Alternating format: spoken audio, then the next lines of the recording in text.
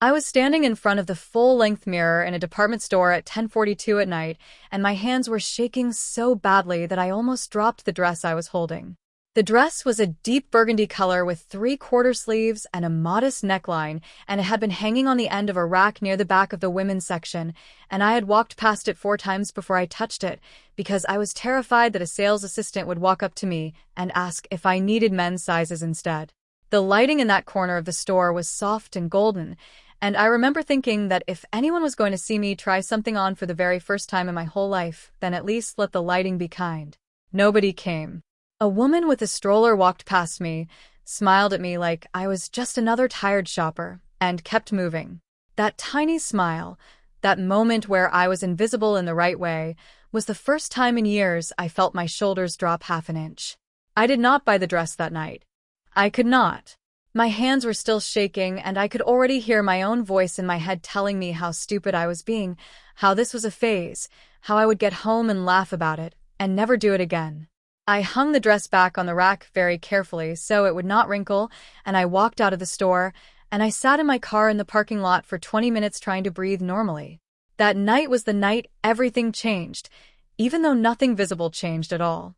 I went home. I did not sleep until almost 4 in the morning, and the next morning I woke up, and the first thing I thought about was that burgundy dress. That was the hook, and if you are a crossdresser, or someone who secretly loves the idea of expressing yourself in a way that does not match the body you were handed at birth, then I promise you, by the time you finish this story, you will know exactly what to do next, what to avoid, how to keep yourself safe, how to feel less alone, and how to finally let yourself have the thing you have been quietly starving for. I am going to walk you through 12 turning points that I lived through myself. Every single ugly, beautiful, terrifying moment of learning how to dress in a way that feels like me, and I am going to be honest about the parts that hurt and the parts that healed, and I will not skip the parts where I cried in a fitting room because the salesperson called me ma'am, and I realized I had been waiting my whole life to hear that word directed at me with the right kind of sincerity. Let me start where it really started, which was not in that store. It was years earlier in a much smaller moment that I did not understand at the time. I was 11 years old, and my grandmother had taken me shopping for my cousin's confirmation dress. We were in a small-town bridal shop that also did formal wear for young girls, and there was a pale pink dress with a satin ribbon at the waist that I could not stop staring at. I remember asking my grandmother if I could try it on, just to see, and she laughed and ruffled my hair, and said boys do not try on dresses, they just help carry the bags. I laughed too, because that was what I was supposed to do, and I did help carry the bags. But on the way home the back seat of her old brown car, I kept folding the tissue paper that had been inside the box into small, careful shapes. That is the first turning point that matters, even though it looks tiny. That turning point was the moment I realized that I was paying attention to fabric and ribbon and silhouette in a way that the other boys in my class never seemed to do. I started noticing dresses on television, not in the way people notice attractive people on television, but in a way that I wanted to know how they were put together, how the hems fell, why some necklines looked soft and some looked severe. I started drawing the dresses I saw in the margins of my school books, and I hid those drawings at the bottom of a shoebox under my bed. I did not call any of this crossdressing because I did not even have the word for it yet. I did not call it anything. It was just a quiet, private thing that hummed underneath everything else I did. I want to pause here and say something important, because anyone listening to this who is sitting in that same shoebox phase right now, that phase where you do not even have a name for what you feel, you are not weird, you are not broken, you are not in the wrong body. You're simply a human being whose sense of beauty and self-expression happened to land in a place that the people around you were not expecting. The fact that you are drawn to clothes, to dresses, to softness, to the way a hemline moves when a woman walks across a room, that is not a flaw in you. That is a piece of you that has been patiently waiting for you to give it permission to breathe. I wish someone had said that to me when I was 11. No one did, so I am saying it to you now. The second turning point happened when I was 15, and my mother had to go on a business trip for 2 weeks and left me alone with my older sister for the first time. My sister was 22, and she had a closet full of clothes because she had just moved back home after college and had not unpacked everything yet. One evening while she was in the kitchen making pasta, I quietly opened her closet and I touched a navy blue blouse with a small floral print. The fabric was cool under my fingers, and I remember thinking that this was the softest thing I had ever touched in my life. I did not try it on. I just stood there holding it for a few minutes, and then I folded it exactly the way she had folded it and put it back. That was still not cross-dressing in a literal sense, but it was the moment I admitted to myself, in a tiny private way, that I was curious. The third turning point, which came only a few weeks later, was when I actually did try something on for the first time. My sister had gone out for the evening, and I was alone in the house, and I pulled out a black wrap dress that she had worn to a wedding.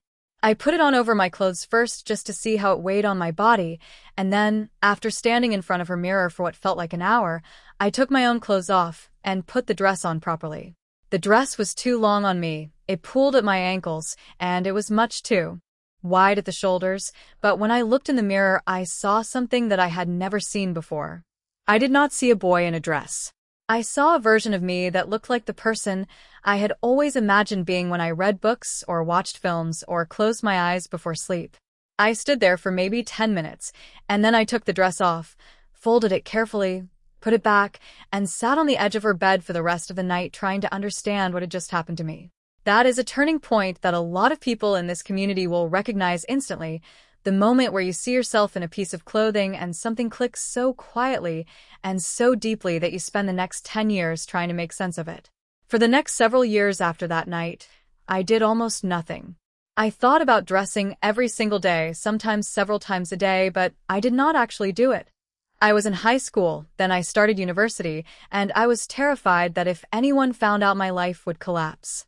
I had heard all the jokes, I had seen the movies, I knew exactly how the world was going to react, and I decided that the safest thing to do was to keep this part of myself hidden under 7 different locks and never look at it directly.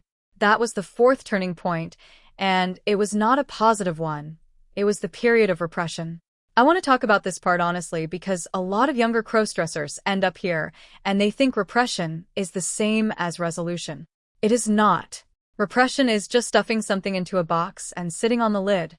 You can sit on the lid for 10 years or 20 years, but the box is still there under you, and your legs go numb, and one day you cannot sit on it any longer.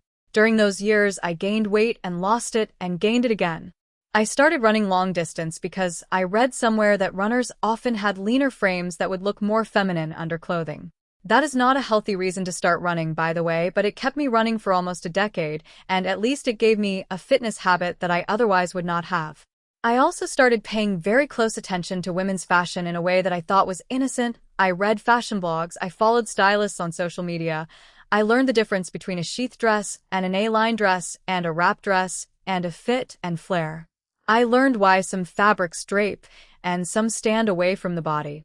I learned that necklines were not just decorative, they were architectural, they changed the shape of a face. None of my friends knew why I was learning any of this. I told them I was interested in fashion as an art form, which was technically true. The fifth turning point came when I was 24, and I finally bought my first piece of clothing that was meant for me. Not borrowed, not stolen, not returned the next day. It was a simple black skirt, knee-length, with a slight A-line cut, from a thrift store about 40 minutes away from the campus where I was doing my master's degree.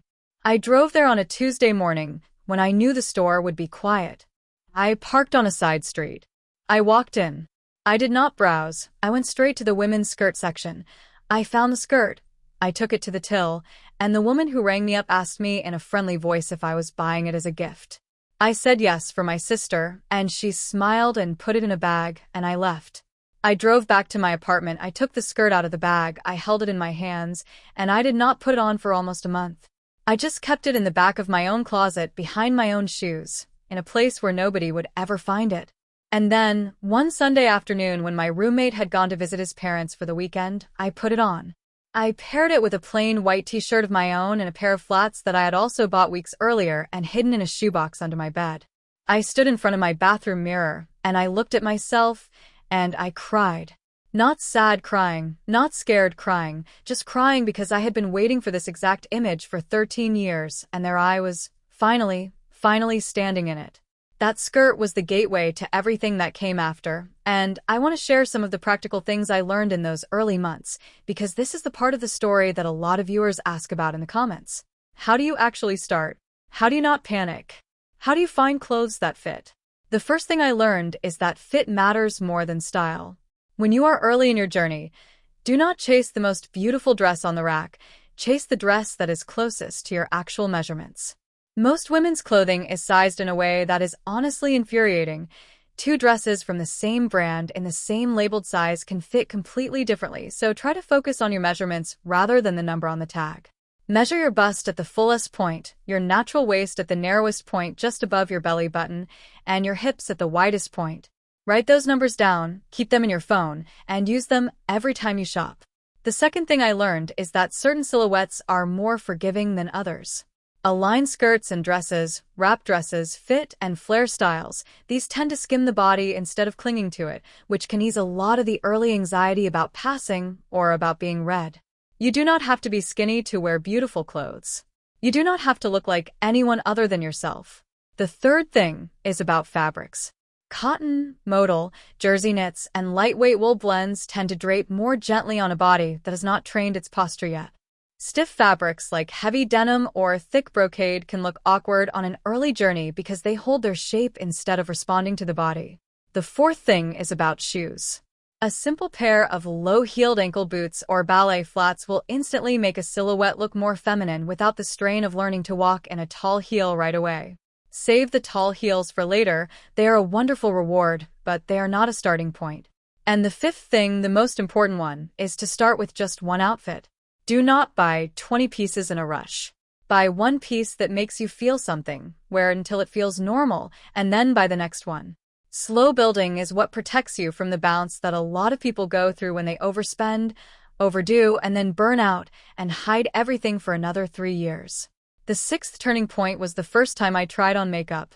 This is the part of the story that everyone asks about, so let me give you the practical foundation as well as the emotional one.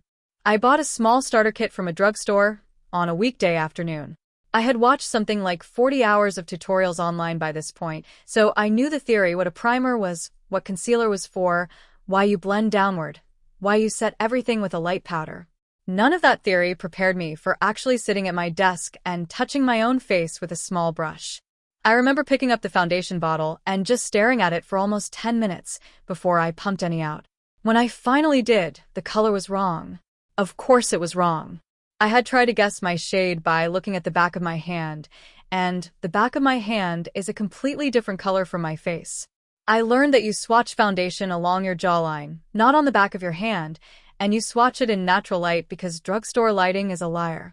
I washed it off and tried again the next day with a shade that was closer, and I still got it wrong, and the day after that, and the day after that.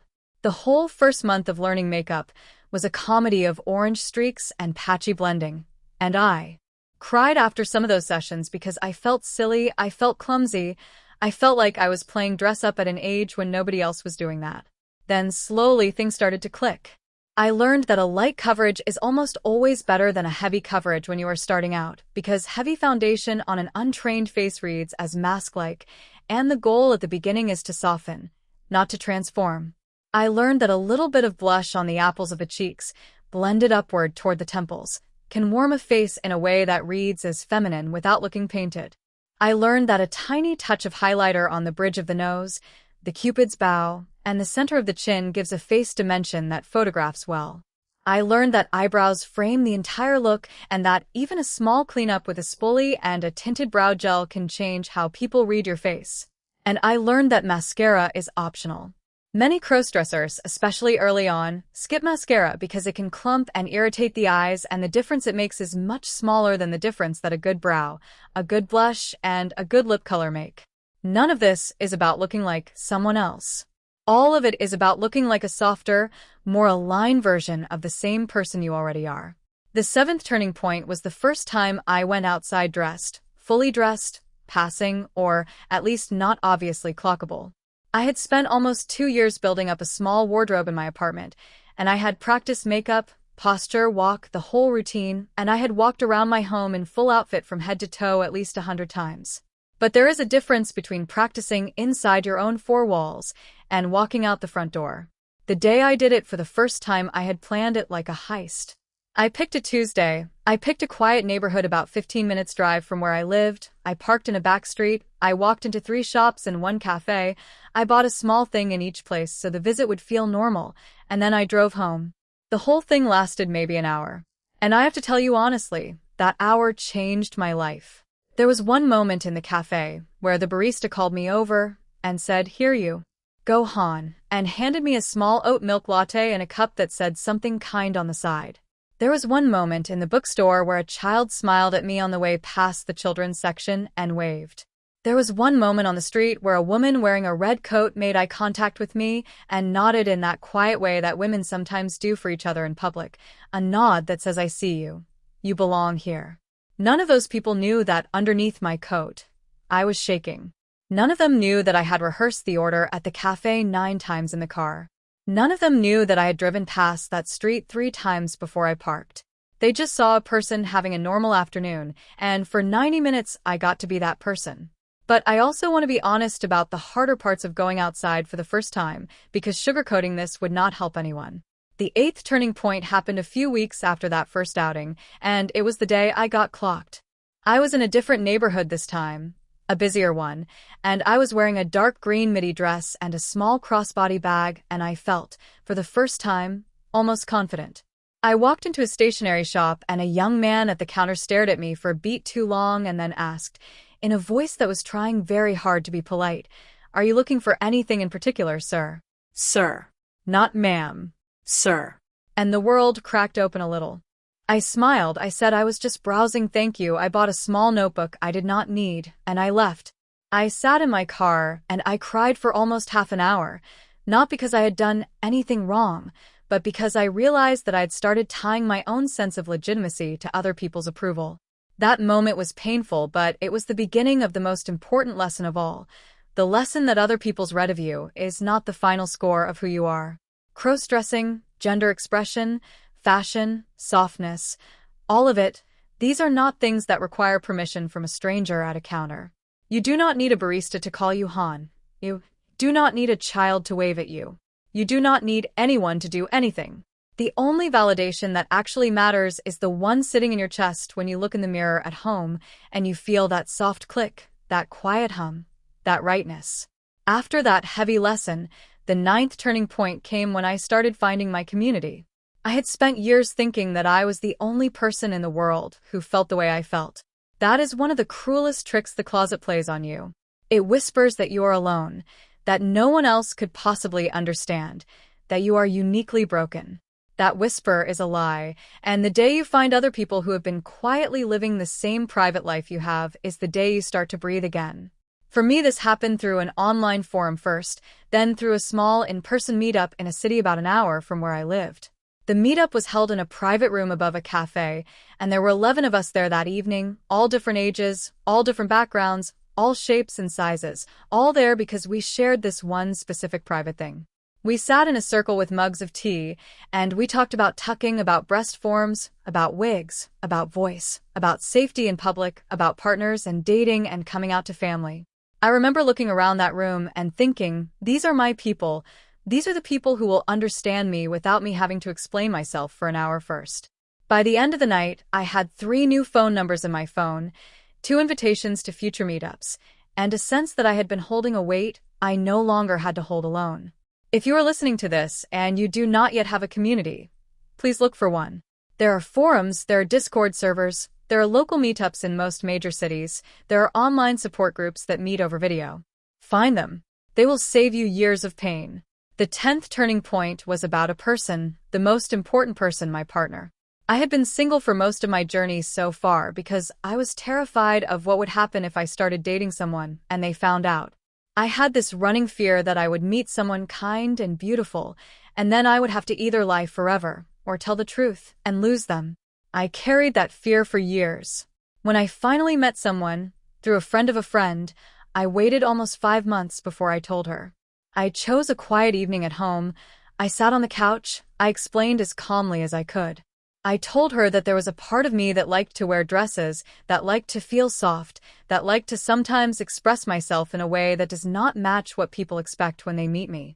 I told her that I did not expect her to understand right away, that I would give her time, that I would answer any question she had, that I loved her, and I was telling her this because I loved her too much to keep the door between us locked. She was quiet for a long time. Then she asked me if I had anything she could see.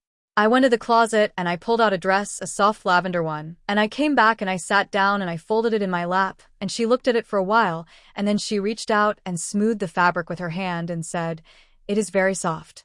And then she said, "Can I see you wear it sometime when you are ready?" That was it. That was the moment. Several months later, she is still here. She is still my partner, and tonight when I came home, she had laid out a new blouse on the bed for me with a small note on it that said, "Just because." If you are afraid of coming out to your partner, do not wait forever, but do it with care. Pick a calm moment. Be honest about what this is and what it is not. Give them room to feel what they feel. Most loving partners will surprise you with their kindness. The 11th turning point was about my family, specifically my mother. I came out to my mother a year after I told my partner, and that conversation was the hardest one I have ever had in my life.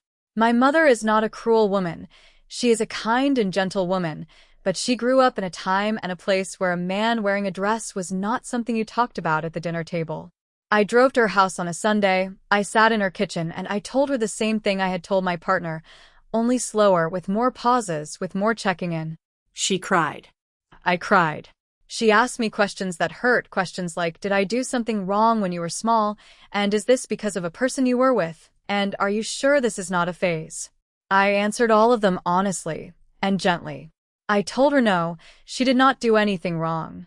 I told her no, this was not because of a partner. I told her yes, I was sure. I told her that what I was doing was not changing who I had always been at heart. It was just letting her see a part of me that I had kept private because I was afraid.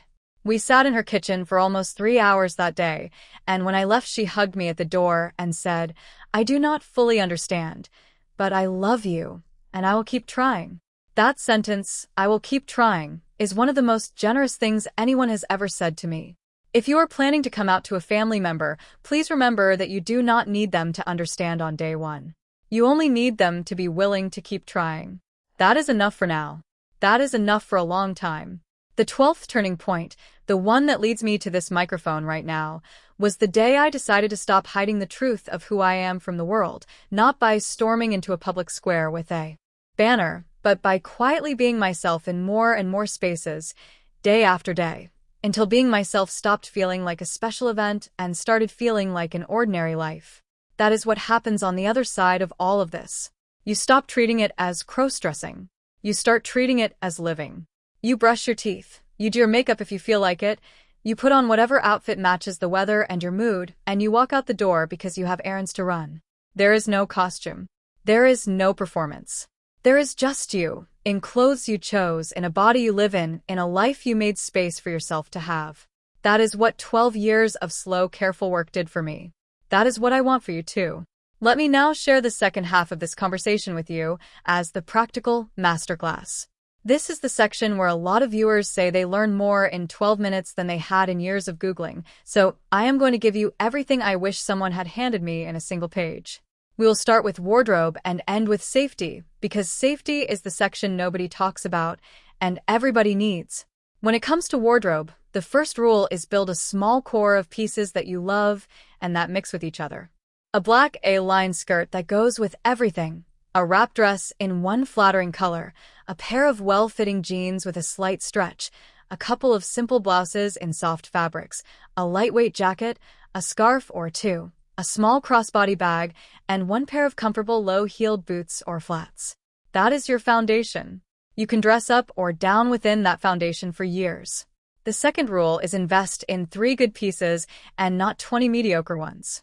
One really well-fitting bra, 1 pair of well-fitting jeans, 1 well-cut dress.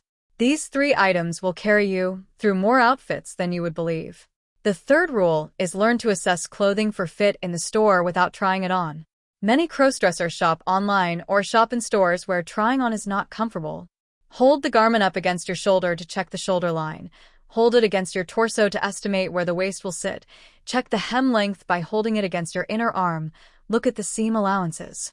These are small tricks, but they will save you from a cart full of returns. Tucking is its own topic, and I want to handle it with respect because every body is different. Some crossdressers tuck every day, some tuck only for fitted clothing, some never tuck at all. The most common beginner method is to use a gaff, which is an undergarment designed to flatten and secure. You can buy ready-made gaffs, or you can make one safely from a stretchy fabric and some careful folding. Always prioritize circulation and never tuck so tightly that you feel numbness or pain.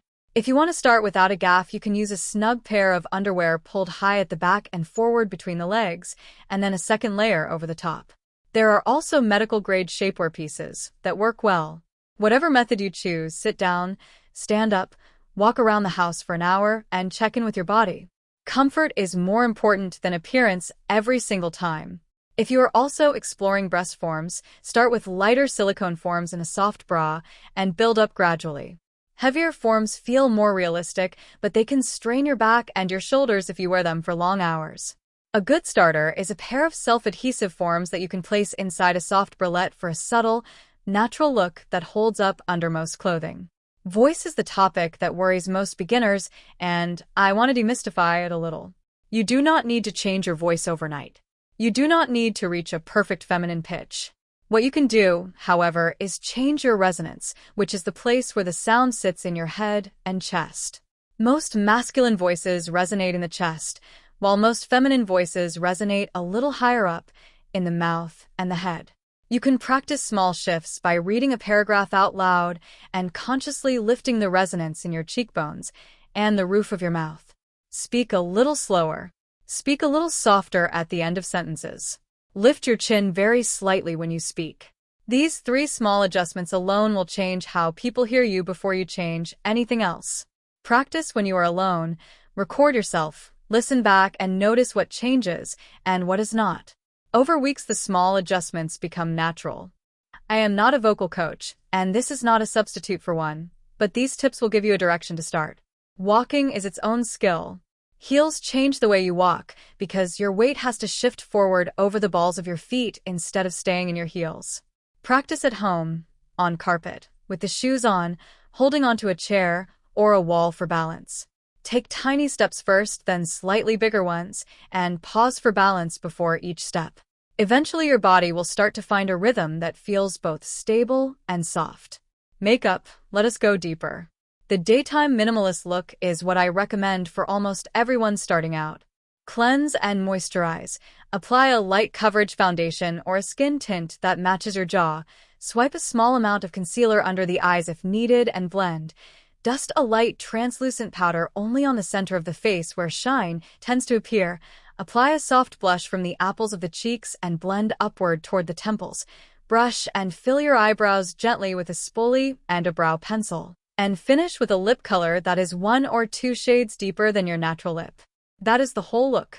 It takes less than 10 minutes once you have practiced it a few times, and it is the look that reads as feminine in most lighting without looking overdone. For evening, you can deepen everything. Add a softly smoked eye, a little highlighter, a bolder lip, but do not skip the daily habit of the minimal look because the daily habit is what builds your speed and your confidence. Remove your makeup every single night with a gentle cleanser or micellar water and a soft cloth. Skin health is the long game. Whatever you do, do not sleep in foundation. Wigs are optional and they can be life-changing, but they can also be expensive. Most beginners do well with a mid-length wig in a neutral color that matches their natural hair subtly or is 1 shade lighter. Synthetic wigs are affordable and easy to care for, while human hair wigs last longer and can be heat-styled but cost significantly more. Fit matters enormously. Measure your head circumference and compare it to the wig cap size before buying. Use the adjustable straps inside the cap.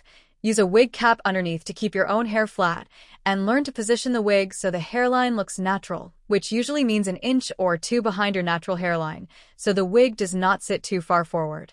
Styling is usually minimal. A shakeout, a light comb through with a wide tooth comb, and you're good to go. If you want to learn more advanced wig styling, look for tutorials from drag performers.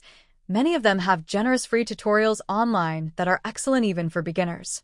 Safety. Let us talk about safety, because nothing else matters if you are not safe. The first rule is dress for your environment.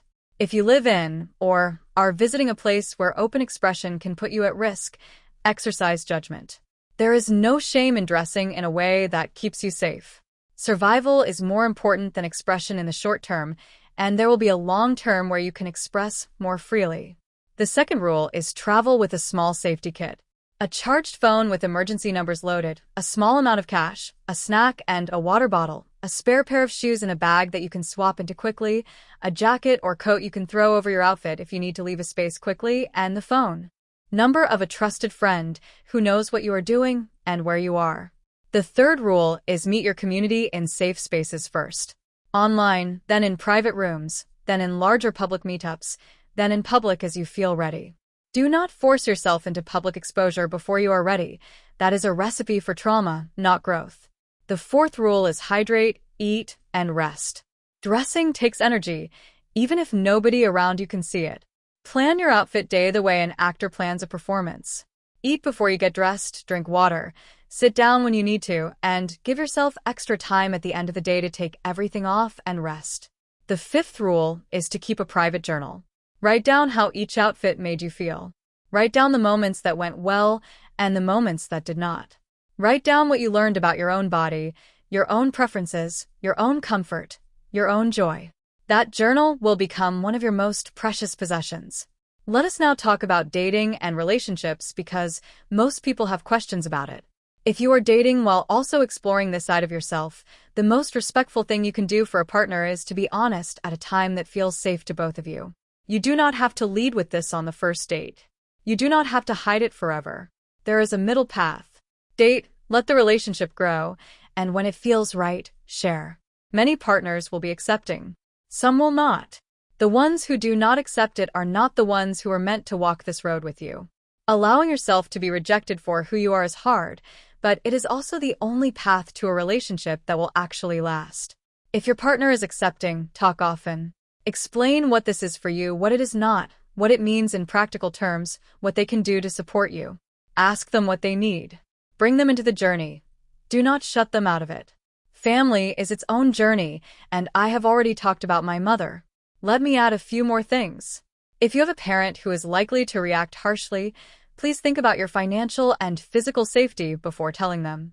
Some people have to wait until they are financially independent, some have to wait until they have moved out, some have to wait until they have a support network in place.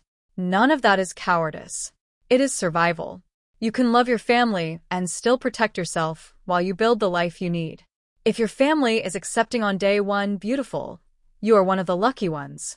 If your family needs time, also beautiful. Give them time, but do not give them so much time that you lose yourself in the waiting. The balance is delicate, but it can be held. Friends and public life. You will lose some friends along the way, and you will gain others. Some people will surprise you with their kindness. Some will surprise you with their cruelty. Both will teach you something. The ones who stay are your people. Build your life around them. As for work, this is a personal decision, and I will not tell anyone what to do, but I will say that many crossdressers live in a space where they crossdress on their own time and present in a more conventional way at work, and that is a legitimate choice that allows them financial stability while still honoring the part of themselves that needs to breathe. There are also workplaces that are safer than they used to be. If you work in a creative, academic, or progressive industry, you may find that the people around you are more open than you feared.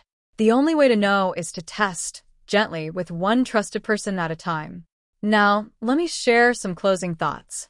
If you have listened to this far, you have just spent 13 minutes in the company of a person who spent 12 years learning these lessons so that you did not have to learn them the hard way. The most important thing I want you to take away is that this is a journey and not a switch. You do not wake up one morning and become a different person because of a piece of clothing. You wake up one morning and you choose to honor a piece of yourself that has been waiting patiently for years.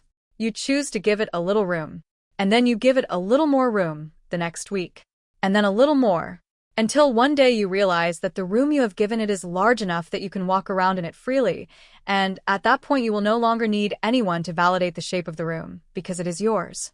You built it. You are standing in it. You are allowed.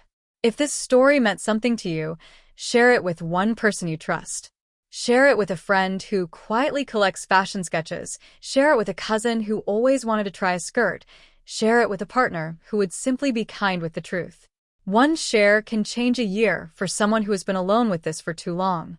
Subscribe to the channel if you want more stories like this one. There will be more. There will be interviews with other crossdressers who lived through their own turning points. There will be practical guides. There will be conversations about safety and community and fashion and joy. Leave a comment telling me which turning point hit you the hardest. I read every comment. I reply to as many as I can.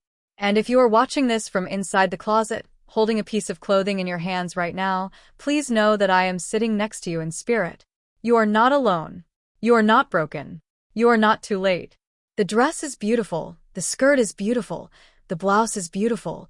The color on your lips is beautiful. And you are allowed to put it on and walk out the door and have a normal afternoon in which you finally feel like yourself. I was afraid to be seen like this, and I am now sitting here, seen, and the world did not end. The world, in fact, has been warmer than I ever dared to imagine. So go. Put it on. Take your time. Breathe. Begin.